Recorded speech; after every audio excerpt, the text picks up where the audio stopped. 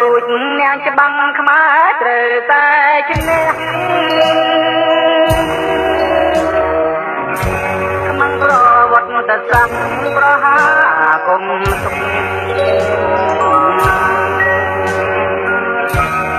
កូនខ្មែរឈាមខ្មែរត្រូវតែចេញ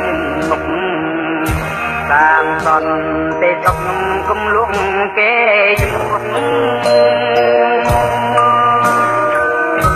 មុនដាំឃ្លាំងមឿងរឿងស្នេហាជាតិឆ្លៀតបាត់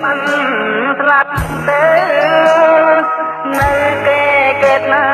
ទេយុគល្បីល្បាញពេញពីក្រាំងវិចា